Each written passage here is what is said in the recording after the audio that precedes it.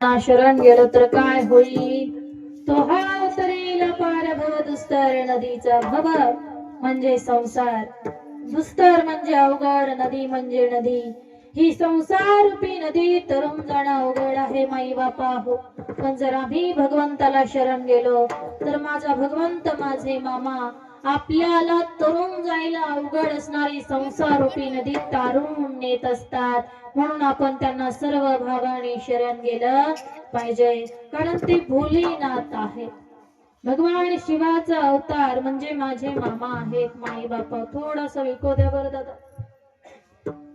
अवतार शिवाचा धनगराचा राजा, योगियांचा योगी बाळो मामा माझा.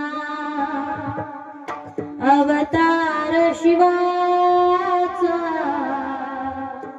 धनगराचा राजा, योगियांचा योगी बाळो मामा माझा. तिन्ही लोकी आहे ज्याचा गाजावाजा, योगियांचा योगी बाळो मामा माझा. काय सांगू महिमा माझ्या संत मावलीचा, वाटतो आधार मजला काळ्या घोंगडीचा. तिन्ही लोकी आहे ज्याचा गाजावाजा, योगियांचा योगी बाळो मामा माझा. बाळो मामा माझा. बाळो मामांच्या असा हा भगवान शिवाचा अवतार.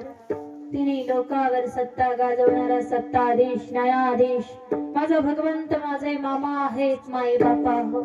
ऐका ना, कर्नाटक राज्यामध्ये असणारा कापशी गाव, या कापशीच्या शेजारी बाळेघळ म्हणून एक ठिकाण आहे. एक दिवस मामा सत्यप्पा शिंगाडी सौंदतीचे सावकार त्या ठिकाणी एका झाडाखाली बसलेले होते. त्या झाडाच्या जवळून एक पांद जात होती. पांद माहिती ना आपल्या सगळ्याला. त्या झाडाच्या जवळून एक पांद जात होती आणि त्या पांदीतून कापशी गावातली 10-12 मुलं बोलत चाललेली होती. ही मुलं काय बोलत होती ते मामांना मामाच्या भक्तांना ऐकायला येत होतं. मग पांदीतून जाणारी 10-12 मुलं नेमकं काय म्हणत होती, तर ती मुलं एकमेकाला म्हणत होती की अरे बाळू मामा देव सांगतोय म्हणे, बाळू मामा चमत्कार दावतोय म्हणे. चला काय चमत्कार दावतो ते तरी बघूया, कसं आहे ते तरी पाहून येऊया. गेली 12 वर्ष झाली आपण बाळू मामाला पाहावं म्हणतोय, पण ते काय आपल्याला घडत नाही. पांदीतून जाणारी 10-12 मुलं अशी बोलत होती आणि त्यांनी बोललेलं सगळं मामाला मामाच्या भक्ताला ऐकायला जात होतं. पण त्या पोरांना हे माहिती नव्हतं, मामा कसे दिसतात हेही त्यांना माहिती नव्हतं. म्हणून पांदीतून जाताना त्या मुलांनी झाडाखाली बसलेल्या या मंडळीला बघितलं आणि तिथूनच आवाज दिला, हो मंडळी, बाळू मामा धनगर कुठे माहितीये का तुम्हाला? ऐकलं कोणी? मामांनी. आता मामांच्या जवळ जे भक्त होते त्यांनी पण ऐकलं होतं, पण मामांच्या समोरच त्या पोरांना कसं म्हणायचं, ए पोरांनो तो बाळू धनगर बाई इथंच बसलाय, कसं म्हणायचं? म्हणून मामांचे भक्त काहीच बोलले नाहीत. आता कोणीच काही बोललं नाही म्हणून मामा स्वतः त्या पोरांना म्हणतात, ए पोरांनो तो बाळू धनगर बाई तिकडे लांब डोंगरात आहे बघा. कसा भगवंत आहे बघा ना हा. एक गोष्ट ध्यानात ठेवा, हा दिसतो भोळा आहे, भोळा पण तेवढा चतुर सुद्धा आहे बरं माई बापा. देव चतुर चतुर, चतुरात शिरोमणी गुण लावण्याची खाणी, तेवढा चतुर आहे. हा आपल्या भक्ताची शेवटपर्यंत परीक्षा घेतो आणि जो कोणी त्याच्या परीक्षेमध्ये पास होतो ना, माझे मामा आयुष्यभर त्याची राखण करत असतात माई बापा हो. जो परीक्षा होय उत्तीर्ण, सेवा करी पूर्ण, मामा करती राखण भक्तांची सदा. परीक्षा मात्र घेतात, कुणालाही सोडत नाहीत माई बापा हो, परीक्षा घेतातच. जणू काय मामा त्या मुलांची परीक्षा घेत होते की मामा त्या मुलांना काय म्हणतात की हे पोरांनो, तो बाळू डोंगर होय तिकडे लांब डोंगरात आहे बघा. पोरांना खरंच वाटलं, ती पोरं निघाली डोंगराच्या दिशेनं. पण पोरं थोड्याशा अंतरावर गेली असताना जणू काय मामांनी त्यांच्या मनातला भाव जाणला असावा माई बापा हो, की मामा आपल्या जवळ असणाऱ्या शिंगाडीला म्हणतात की शिंगाडी जा, आणि त्या पोरांना माघारी बोलवून आणतात. शिंगाडी पळतच जातात, पोरांना माघारी बोलवून आणतात. पोरं येतात, मामांच्या पुढे उभी राहतात. मामा त्या पोरांना म्हणतात, ए पोरांनो, तो बाळू धनगर बाय, तो मीच आहे. तुम्हाला चमत्कार बघायचा आहे ना, मी तुम्हाला चमत्कार दावतो. पण जर तुम्हाला चमत्कार बघायचा असेल तर अगोदर आपापल्या कमरा घट्ट पकडा आणि माझ्या आज्ञेचं पालन करा. जर तुम्ही माझ्या आज्ञेचं पालन करणार असाल तर मी चमत्कार दावतो, अन्यथा नाही. आता मला सांगा, चमत्कार बघायला कुणाला नको वाटतं? लहान्यापासून म्हाताऱ्यापर्यंत फक्त चमत्कार तर पाहिजे ना माई बापा.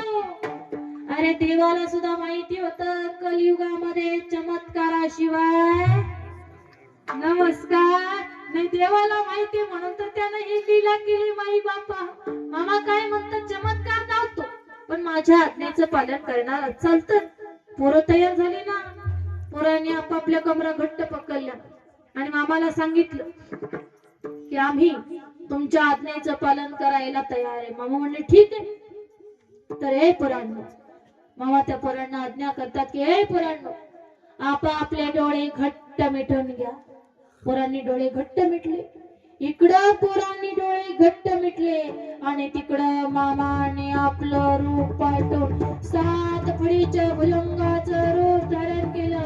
मामा आनंदाने डुलू लागले. फुस फुस फुस असा फुटकार टाकू लागले. त्यावेळी शिंगाडीने पोरांना डोळे उघडायला सांगितले. पोरांनी डोळे उघडले. समोर बघतात तर काय, अरे 7 फळीचा भुजंग आहे, आनंदाने डुलतोय. फुस फुस फुस असा फुटकार टाकतोय. 7 फळीच्या भुजंगाला बघून ती मुलं घाबरली, थरथर कापू लागली, अंगातून घाम गळू लागला. त्यावेळी शिंगाडीने पोरांना डोळे मिटायला सांगितले. पोरांनी डोळे मिटले की माझ्या मामाने आपलं पूर्ववत रूप धारण केलं आणि पोरांना डोळे उघडायला सांगितले. पोरांनी डोळे उघडले.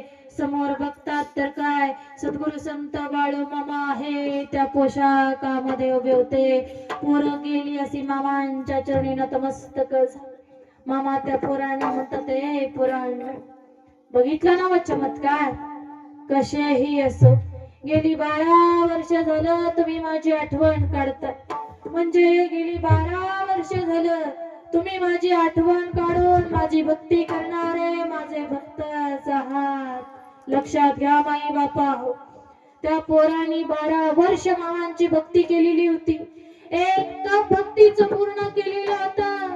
अरे 12 वर्ष देवाला भेटण्याची आस मनामध्ये धरलेली होती. पण मामाने त्यांच्या त्या तपाला एक अमृत तुल्य असं फळ दिलं की त्या लेकरांना सगुण आणि साकार असं नागराजाच्या रूपामध्ये दर्शन दिलं. आणि ज्या क्षणी दर्शन झालं त्या क्षणी त्या लेकरांचा अवतार झाला माई बापा हो. असा हा माझा कृपाळू भगवंत आहे, जो आपल्या भक्तावरती कृपा करत असतो, त्याचा उद्धार करत असतो. म्हणून अशा कृपाळू भगवंताला आपण सगळ्यांनी अनन्य भावाने शरण